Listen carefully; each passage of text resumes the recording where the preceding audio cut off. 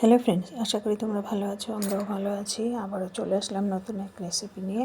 আর আজকে দেখো আমি এই যে গোটা শিম নিয়ে নিয়েছি, একটু ভাপ দিয়ে আজকে বানাবো শিম ভাপা। চলো শুরু করা যাক। প্রথমে শিমটাকে তো আমি ভাপিয়ে নিয়েছি, তারপরে কড়াইতে কালো জিরে সোমরা দিলাম।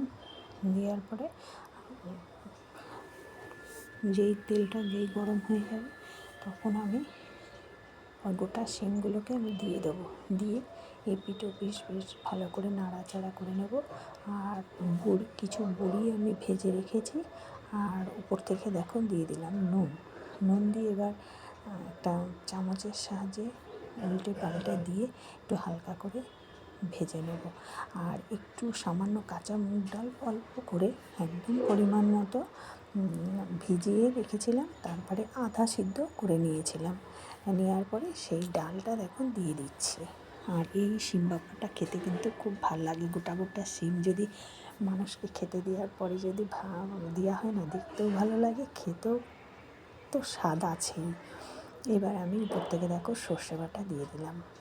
দিয়ে প্রথমে তো ডাল দিলাম, তারপর সর্ষে বাটা দিলাম, তারপরে তোমার পরিমাণ মতো সব কিছু নুন, হলুদ, তারপরে কাঁচা লঙ্কা চেরা, সর্ষের তেল, সব কিছু পরিমাণ মতো তোমরা দেবে আন্দাজ অনুযায়ী। দিয়ে সামান্য একটু জল দেবে, সামান্য, একদম মাখা মাখা হবে তো। এবার ফুটতে দেবে একদম গ্যাস সিম করে। আর মাঝে মাঝে একটু কাঁচা সর্ষের তেল ছড়াবে, দেখবে ভালো লাগে। এবার দেখো এটা কিন্তু মুসুর ডালের বড়ি, বেশ আমি উপর থেকে দিয়ে দিলাম। দিয়ে দেখো টকবক করে ফুটছে। গ্যাস যেহেতু সিমে দেওয়া আছে, দেখো একদম মাখা মাখা হয়ে এসছে প্রায়। আর এই শিম ভাপা গরম ভাতের সাথে খেয়ে দেখবে খুব ভালো লাগে।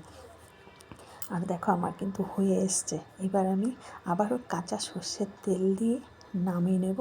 নেওয়ার পরে আমি 1 চামচ ঘি দেবো, তাহলে আরও টেস্ট কিন্তু বাড়বে।